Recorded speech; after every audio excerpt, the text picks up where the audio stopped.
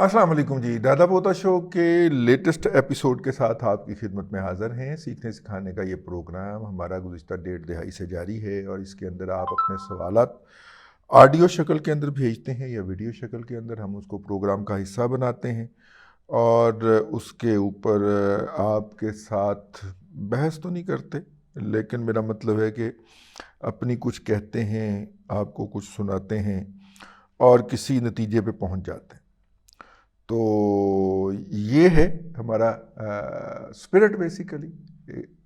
Basically हम वो कोशिश करते हैं कि एक भी लफ्ज़ आपको आता है तो अपने साथी मोमेंट को सिखाओ। आज का पहला सवाल। अस्सलाम वालेकुम दादाजी, क्या हाल है आपका? खैरियत से हैं? मैं लाहौर से अहमद बात कर रहा हूँ। आपसे पहले भी बात होती है, आपने मेरे कई सवालों के जवाब भी दिए हैं। आज एक बहुत मासूमाना सा सवाल है। तो वो ये सवाल है कि ये पाकिस्तान में माशाल्लाह बहुत अमीर अमीर लोग रहते हैं, जैसे मलक रियाज है, इस तरह के और भी बहुत से अमीर लोग हैं। ये भुट्टो फैमिली है, लेकिन इनमें से किसी भी शख्स का जो नाम है वो बिलियनर्स की लिस्ट में नहीं आता ऑफिशियली, जो जारी होती है। उन बिलियनर्स की लिस्ट में एक भी पाकिस्तानी नहीं है। इसकी क्या वजह है? अल्लाह हाफिज। बेसिकली वो डिक्लेयर्ड वेल्थ के ऊपर बात करते हैं। डिक्लेयर्ड वेल्थ जो होती है वो और होती है। कंपनियों के आप मालिक होते हैं, ज़मीनों के मालिक होते हैं, ज़मीनों की जो पैदावार होती है उस पर टैक्स दे रहे होते हैं, बड़े बड़े लैंड्स की और फार्म हाउसेस के मालिक होते हैं। अब इनका सारा काम जो होता है उसके ऊपर कोई टैक्स तो देते नहीं है। वो पहली बात, एग्रीकल्चर के ऊपर वैसे भी टैक्स नहीं है और उसकी इनकम वो बहुत कम शो करते हैं। ठीक है, एक बात हो गई। दूसरी बात इसमें ये है कि कॉर्पोरेट सेक्टर में उनकी है ही नहीं जहाँ पे वो कैलकुलेट हो सके, तो वो कैलकुलेटेड और डिक्लेयर्ड वेल्थ जो होती है उसकी बात करते हैं, इसलिए इनका नाम जो है वो किसी फहरिस्त में नहीं आता। अस्सलाम वालेकुम दादाजी, आसिफ अर्ज़ कर रहा हूँ इस्लामाबाद से। दादाजी, आपका ये प्रोग्राम बहुत बेहतरीन है, ख़ास तौर पर इकॉनमी का ये प्रोग्राम जो है, और ये अंधेरे में शमع जलाने के मुतरादिफ है। मकसद ये है कि इसके मुकाबले में कोई भी प्रोग्राम नहीं हमें सुनने में आ रहा। बहरहाल आपकी ये काविश बहुत बेहतरीन है, मैं बड़े अरसे से आपका प्रोग्राम देख रहा हूँ। दादाजी, बस एक बात मैंने आपसे करनी थी कि जब वसीम भाई के साथ आप प्रोग्राम करते थे ना, तो उसमें जो आपका जो डेली का एक सेगमेंट होता था वो ये होता था कि वो बिजनेस रिकॉर्डर और दूसरे जो अखबार थे, ख़ास तौर पे इकॉनमी के न्यूज़ वसीम भाई पढ़ते रहते थे और आप उसको उसका तज्जिया करते थे। तो कई दफ़ा तो ऐसा होता था कि ख़बर जब आपके तज्जिया हम सुनते थे तो ख़बर एक और एंगल से भी समझ आना शुरू हो जाती थी। तो अब वो चीज़ जो है ना, अब उसको उसको भी ज़रा थोड़ा सा कोई ज़रा, क्योंकि वो डेली न्यूज़ होती थी और डेली हमें ख़बरें भी मिलते थे और उसका तबसरा भी होता था। इसके बारे में ज़रा कोई थोड़ा सा रहनुमाई फरमाएं। थैंक यू, अल्लाह हाफिज़। जी देखिए, हर दौर का ना अपना तकाजा होता है। हमें ये बात मान लेनी चाहिए कि प्रिंट जर्नलिज्म का दौर जो है वो गुजर गया है। आपको बुरा लगेगा, मुझे बुरा लगेगा कि ये वो एक्सपर्टीज़ हैं जो हासिल करने के लिए हमने अपनी पूरी जवानी गंवा दी, पूरी उम्र गंवा दी। और पूरी उम्र में जिस शोबे के अंदर आप माहिर बन के उभरे, पता चले वो शोबा एग्जिस्ट ही नहीं करता, नया शोबा आ चुका। ठीक है, और नया शोबा जो है वो है डिजिटल मीडिया का, जहाँ पे हर लम्हे के साथ खबर आ रही और नई से नई खबर फोड़ी जा रही है, जहाँ पे तूफ़ान बदतमीज़ी है, झूठ का तूफ़ान भी है, जारी है वो उसके साथ साथ, लेकिन वो चल रहा है।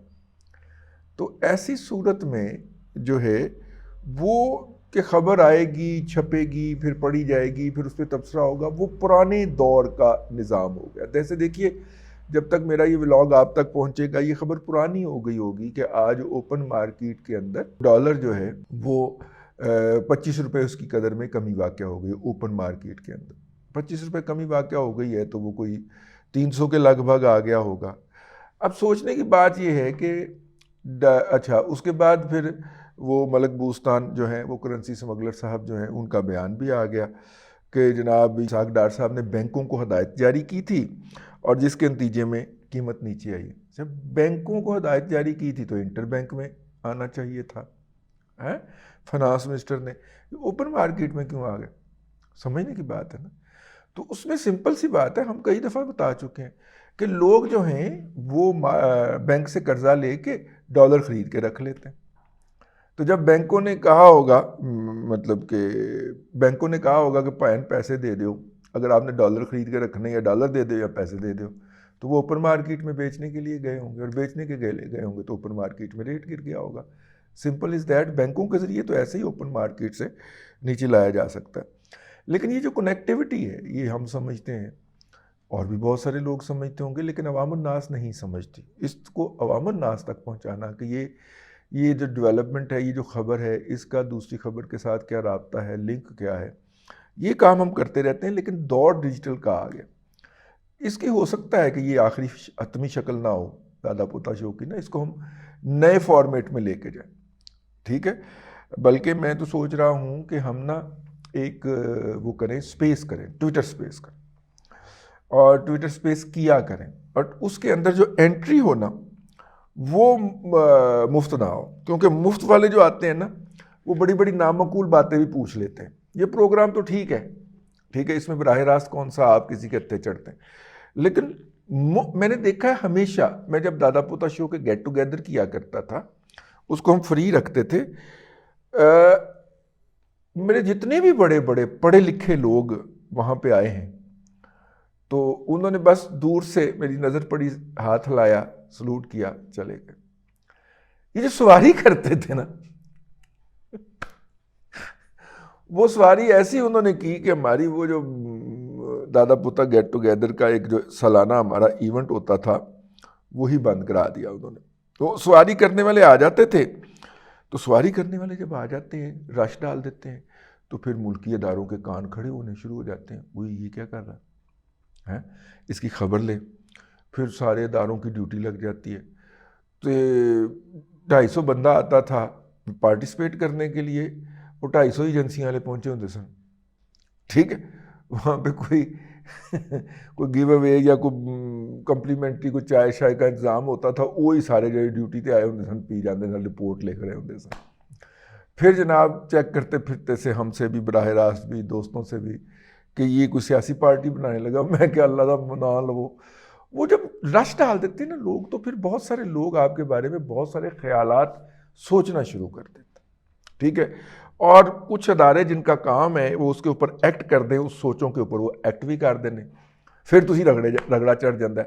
تو یہ جو مفت خورے ہوتے ہیں یہ آپ کو رگڑا بہت دلواتے ہیں. اب میں نے طے کیا ہے کہ سپیس کی جائے، ٹویٹر سپیس، اور ٹویٹر سپیس میں بھلے کوئی نامینل سے پیسے رکھے. ٹھیک ہے نا. بھلے $2 پر پارٹیسپینٹ ہی رکھے جائیں. لیکن اب یہ سمجھ آئی ہے کہ یہ قوم جو ہے نا یہ مفت چیز کو کرتی ہے، ضائع کرتی ہے، ڈیزرو نہیں کرتی. اگرچہ میں لگا ہوا ہوں اس مشن کے اوپر، ٹھیک ہے، لیکن اس طرح مس یوز کرتے ہیں جو ہے کہ رہے رب کا نام. بہرحال آپ نے ایسی دکھتی رگ چھیڑ دی تو میں نے بات کر دی ہے. اگلا سوال جی السلام علیکم ورحمۃ اللہ وبرکاتہ. دادا جی کیسے ہیں؟ اللہ تعالیٰ کو شکر رکھے. عامر ملک لاہور سے.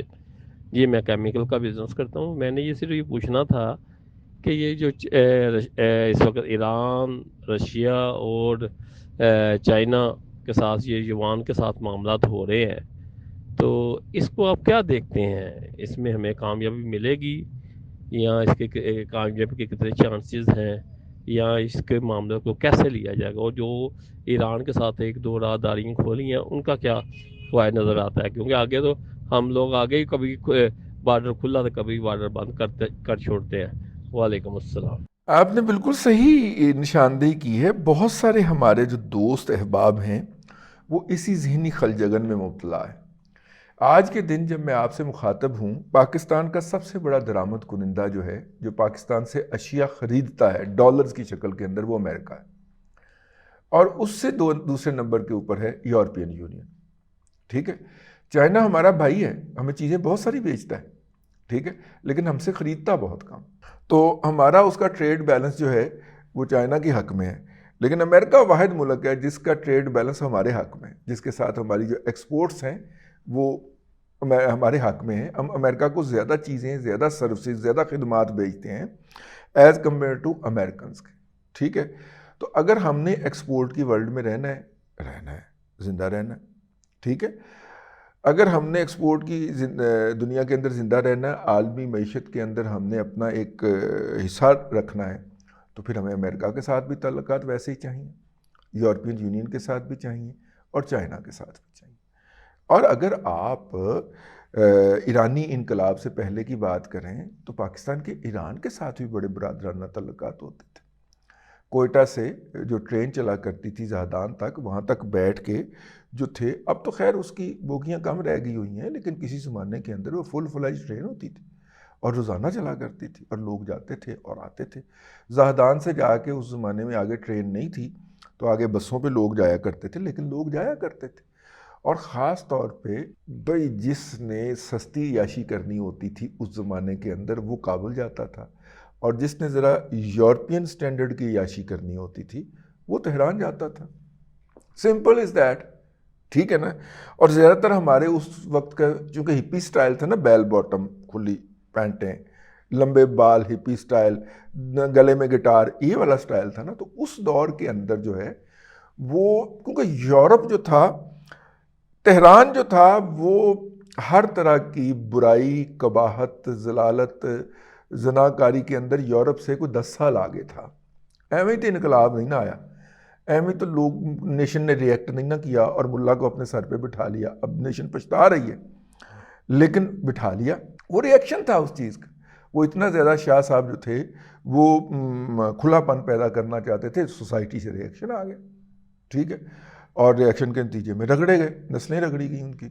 تو کہنے کا مطلب یہ ہے کہ ایران کے ساتھ ہمارے تعلقات ہمیشہ رہے ہیں.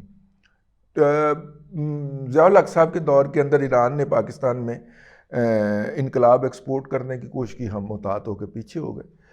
اگرچہ وہ اس کے بعد پھر وہ ہمارے نوجوان نسل کے لیے جو اٹریکشن تھی وہاں پہ عیاشی والی، انقلاب آنے کے بعد وہ بھی ختم ہو گئی تھی. تو وہ تعلقات پھر اب صرف زیارات مقدسہ والے ہی رہ گئے، دوسرے تعلقات ختم ہو گئے ہمارے ان کے ساتھ. جو ایک کولیکٹیو سوسائٹی کا انٹریکشن ہوتا ہے کہ دعا مانگنے والا بھی، فاتحہ کرنے والا بھی، زیارات کرنے والا بھی جا رہا ہے اور عیاشی کرنے والا بھی جا رہا ہے جی. تو یہ ایک تو یہ ہو گیا. ایران کے ساتھ ہم نے 5 ویسی منڈیاں کھولنی ہیں بارڈر کے اوپر، اور ہماری منڈیاں ہونی چاہیے. بلکہ میرا یہ خیال ہے کہ ہمیں افغانستان کے ساتھ بھی ایسی منڈیاں کھول لینی چاہیے جس کے نتیجے کے اندر یہ سمگلنگ کا خاتمہ ہو جائے گا. ٹھیک ہے، اور یہ بہت ضروری ہے. Lahore chamber of commerce and industry نے پچھلے دنوں ایک جاری بھی کی ہے جی، اس کے حوالے سے اپنا ریسرچ رپورٹ بھی جاری کی ہے کہ افغانستان کے ساتھ بارڈر کے اوپر کامن ٹریڈ سینٹرز اگر کھول دیے جائیں تو اس سے سمگلنگ کا خاتمہ ہو سکتا ہے، اور کر دینا چاہیے جی. یہ ٹھیک ہے نا، ہم کنٹرول بھی کر لیں گے. لیکن وہ عناصر جن کا مفاد اس سے وابستہ ہے کہ بارڈر بند، بارڈر کھلا، بارڈر بند، بارڈر کھلا، وہ یہ ہونے نہیں دیں گے. کیونکہ ہر بارڈر بند کرنے کے اوپر بھی وہ کماتے ہیں اور ہر بارڈر کھولنے کے اوپر بھی وہ کماتے ہیں. تو اس لیے وہ یہ ہونے نہیں دیں گے. لیکن ہمیں مطالبہ تو کرتے رہنا چاہیے نا کہ جس طرح کی منڈی ہم نے ایران کے ساتھ قائم کی ہے ویسی ہی منڈی ہم افغانستان کے ساتھ کر لیں، اور افغانی بہت خوش ہوں گے اس حوالے سے. کیونکہ ان کو تمام پروڈکٹ جو ہیں، اب وہ کیا کرتے ہیں، وہ جہاز لیتے ہیں، اڑتے ہیں اور پہنچتے ہیں دلی، اور دلی پہنچ کے وہ اپنے آرڈرز پلیس کرتے ہیں. آرڈر دلی سے ڈسپیچ ہوتا ہے، ممبئی آتا ہے، ممبئی سے وہ سمندر میں بیٹھتا ہے، چابہار جاتا ہے، چابہار سے وہ پھر ٹرین پہ بیٹھتا ہے یا کنٹینر پہ بیٹھ کے، اور جناب وہ رسدگاہ اور اس طرح کے علاقوں میں جو ہے وہ اپنا وہاں پہ پہنچتا ہے. تو اس میں لگ جاتے ہیں ان کو 2 سے 2.5 مہینے. ٹھیک ہے، پہلے وہ لاہور آیا کرتے تھے، لیکن اب لاہور والوں کی خوش اخلاقی اور پنجاب پولیس کی جو ان کے ساتھ جو رویہ ہے کہ ہر افغان کو پھر ہم ٹیررسٹ کہنا شروع کر دیتے ہیں، تو اس کے نتیجے میں اب لاہور میں بالکل نہ ہونے کے برابر رہ گئے. پنڈی تو خیر کبھی بھی ان کی فیوریٹ منڈی نہیں رہی. پنڈی پشاور جو ہے وہ کبھی بھی ان کی فیوریٹ منڈیاں نہیں رہیں، بلکہ سپلائی تو لاہور سے جو ہوتی تھی وہ تقریباً ختم ہو چکی ہوئی. افغانی بچہ آتا ہی نہیں ہے، نئی نسل کے ٹریڈر آ گئے، ان کی نئی نسل آ گئی ہے، کلین شیو کرواتے ہیں، پورے جسم کا ویکس کرواتے ہیں، گلے کے اندر وہ ڈالتے ہیں، ٹائٹ ٹائٹ کپڑے پہنتے ہیں، وہ ہے جدید والے. تو ان کو اچھا پھر جو سہولیات اور جو عیاشیاں ان کو دستیاب ہونی ہیں دلی کے اندر، وہ لاہور میں دستیاب نہیں ہیں بھائی، پھر سیدھی سی بات ہے، ٹھیک ہے نا. اب زیادہ منہ نہ کھلوائیں، وہ پنڈی میں دستیاب نہیں ہوتی ان کو. ایک عمومی ہمارا ایروگنٹ کا اور ہیوملیشن کا رویہ بھی ہوتا ہے افغانیوں کے ساتھ، ٹھیک ہے، کیونکہ ہم سمجھتے ہیں کہ اگر افغانی ہمارے گلے نہ پڑتے 79 میں روس آنے کے بعد، تو ہم پتہ نہیں دنیا کی کتنی ترقی یافتہ قوم بن چکے ہوتے. میں نہیں سمجھتا، میں قوم کے مجموعی مزاج کی بات کر رہا ہوں، ٹھیک ہے. تو ایک ان کے ساتھ ہمارا رویہ جو ہے نا وہ لکنگ ڈاؤن والا بھی ہوتا ہے. تو وہ ان تمام رویوں کے باعث جو ہے وہ ہمارے اداروں کا بھی اور ہمارے سویلینز کا بھی، تو وہ نتیجے کے طور پہ وہ پاکستان اور خاص طور پہ جو پاکستان کی منڈیوں سے وہ آگے بائنگ کیا کرتے تھے وہ ختم ہو گئی. اب اگر وہی چیز ان کو آپ بارڈر پہ مہیا کر دیں کہ کابل سے وہ چلتا ہے اور تورخم کے اوپر ایک منڈی بنی ہوئی ہے، اس میں اس کو سیمپل بھی دستیاب ہیں، سیلر بھی دستیاب ہے، وہ اس کو پیمنٹ کرتا ہے وہیں پہ ہیں، وہ ڈالر میں کر لے، وہ کسی اور کرنسی میں کر لے، وہ ان کو ڈالر پیمنٹ کرتا ہے اور وہیں پہ اس کو چیز ڈیلیور ہو جاتی ہے، اوپرلی طرف ٹرک پہ لاد کے لے جاتا ہے، یا ان کے ساتھ پرومس ہو جاتا ہے اگلے 48 گھنٹے کے اندر یا 72 گھنٹے کے اندر اس کو چیز ڈیلیور ہو جاتی ہے، ٹھیک ہے. اس کی ٹینشن بھی ختم ہو گئی، کیونکہ جیسے ہی وہ پیسے دے گا چیز اس کے ہاتھ میں ہوگی، اس کی ٹینشن بھی ختم ہو جائے گی، پیسے بھی لیگلائز طریقے سے پاکستان کو مل جایا کریں گے، اور سمگلنگ کے اوپر بھی ہم کنٹرول ڈال لیں گے. پاکستان کے اس وقت افغانستان کے ساتھ کم از کم 5 کراسنگز جو ہیں وہ ایکٹیو ہیں، جن کے ذریعے مال ادھر جاتا ہے، لوگ ادھر جاتے ہیں اور آتے ہیں، ٹھیک ہے. ان 5 کے ساتھ یہ مین ہیں، ویسے تقریباً کوئی 250 کے قریب ہیں جہاں سے لوگ آتے جاتے غیر قانونی طور پہ. اگر صرف ان 5 کے اوپر ہی یہ کامن ایریاز بنا دیے جائیں تو پاکستان کی افغانستان کو گئے گزرے دور کے اندر اس وقت بھی ایکسپورٹس جو ہیں وہ تقریباً $3.25 ارب ہیں، اور ان کی ہمیں $2.25 ارب، ٹھیک ہے. لیکن کاغذات میں دونوں کا نام و نشان کوئی نہیں. تو اگر ہم یہ والا کام کر لیں تو اس سے بہت بہتری ہو جائے گی. لیکن جتنے مفادات وابستہ ہیں، جتنے رشوت خور طبقات اس کے اندر ملوث ہیں، اور جب رشوت خور کے ہاتھ میں آپ نے بندوق بھی پکڑا رکھی ہو تو پھر تو وہ یہ نہیں نہ ہونے دے گا، لیکن ہو جانا چاہیے. اگر ایران کے ساتھ ہو سکتا ہے تو افغانستان کے ساتھ کیوں نہیں ہو سکتا. آج کا آخری میسج. السلام علیکم دادا جی، کیسے ہیں آپ؟ خیریت سے؟ دادا جی عارف عرض کر رہا ہوں لاہور سے. دادا جی میں نے یہ پوچھنا تھا کہ بہت سارے لوگ کمیڈیٹی میں کام کرتے ہیں، جیسے کروڈ آئل، گولڈ اور نیچرل گیس میں. تو اس کے کرنے کا کیا طریقہ ہے کہ ہم کس طرح سے کر سکتے ہیں، اور اس میں کرنا چاہیے کام یا نہیں کرنا چاہیے؟ اور اس کے بارے میں آپ بتائیں کہ کون سے یعنی کن کے پاس جا کے بروکرز جو ہیں وہ کون سے اچھے ہیں جن کے پاس جا کے ہم یہ کام کر سکتے ہیں. ایک میرے نالج میں ہے GH یا HG، یہ ادھر شاد ریس کورس کے پاس ہی ان کا آفس ہے شاید. ان کے بارے میں اگر آپ بتا دیں، ہمیں گائیڈ کر دیں کہ اس میں ہمیں کام کرنا چاہیے یا نہیں کرنا. دیکھیے اس حوالے سے میرا تھوڑا سا نالج ویک ہے، لیکن یہ جو ہے ہر جو اسٹاک ایکسچینج کا بروکر ہے نارملی اس نے کموڈٹی ایکسچینج کی بھی ممبرشپ لی ہوئی ہے. تو اگر آپ اسٹاک ایکسچینج میں ڈیل کر رہے ہیں تو پھر آپ ادھر کیجئے. یہ آپ ذہن میں رکھیے گا کہ کموڈٹی ایکسچینج جو ہوتی ہے پاکستان کے ذرا پیمیکس میں ہی کرنا چاہیے آپ کو، پاکستان مرکنٹائل ایکسچینج کے ذریعے. جو آپ کو براہ راست انٹرنیشنل مارکیٹ میں کرواتے ہیں وہ نارملی جو ہے وہ درست کام نہیں کروا رہے ہوتے. اور ایک اسی طرح کے ایک ہمارے دوست ہیں وہ بھی یہ کام کرتے ہیں، لیکن انہوں نے ایک دن مجھے بتایا، مطلب مزے کی بات یہ ہے کہ وہ خود لوگوں کو ڈسکریج کرتے ہیں. انہوں نے بتایا کہ ایک سروے انہوں نے رپورٹ کیا کہ جو لوگ کموڈٹی ایکسچینج میں جنہوں نے انویسٹمنٹ کی تھی ان کا اکاؤنٹ اپنا اللہ بھلا کرے 37 لوگوں میں سے 36 کا اکاؤنٹ جو تھا وہ پہلے 90 دن کے اندر زیرو ہو چکا تھا. اتنا وولٹائل کام ہے، تو رسکی کام ہے. یہ ایسے ہی ہے کہ جیسے آپ کو CD70 سے اٹھا کے فراری میں بٹھا دیا جائے، ٹھیک ہے نا؟ CD70 کے 2 پہیے ہوتے ہیں، فراری کے 4 ہوتے ہیں. تو فراری چلتی کتنی تیز ہے، CD70 کتنی تیز چلتی ہے؟ بالکل ایسے ہی ہے کہ آپ جو ہے وہ فراری کے اوپر بیٹھ جائیں. بہت تیز سپیڈ کے لیے آپ کے اعصاب کا مضبوط ہونا ضروری ہے، آپ کے پاس اسٹرینتھ ہونی چاہیے. فائنانشیل اسٹرینتھ کی بات کر رہا ہوں تاکہ آپ اس کو ڈرائیو کر سکیں. یہ ہر کوئی چونکہ کموڈٹی کی بات کر رہا ہے اور کموڈٹی میں ٹریڈ کر رہا ہے تو میں بھی کر لوں، یہ مناسب نہیں لگتا. ٹھیک ہے. بہرحال یہ جو صاحب ہیں اگر تو یہ براہ راست آپ کو انٹرنیشنل کموڈٹی مارکیٹ میں ٹریڈ کروا رہے ہیں تو مت کریے. PMX کے اندر اگر ٹریڈنگ کرنا کا آپ کا دل کرے تو کر لیجئے گا. اور آپ کا بروکر جو ہے، جو ایگزسٹنگ بروکر ہے اسٹاک ایکسچینج والا، وہی آپ کو اس کے اندر بھی ٹریڈ کروا سکتا ہے. ذرا چیک کر لیں. ٹھیک ہے. اب تک کے لیے اتنا ہی. کل پھر آپ سے ملاقات ہوگی. اللہ تبارک و تعالیٰ آپ کو آسانیاں عطا کرے اور آسانیاں خلق خدا میں تقسیم کرنے کی توفیق عطا کرے.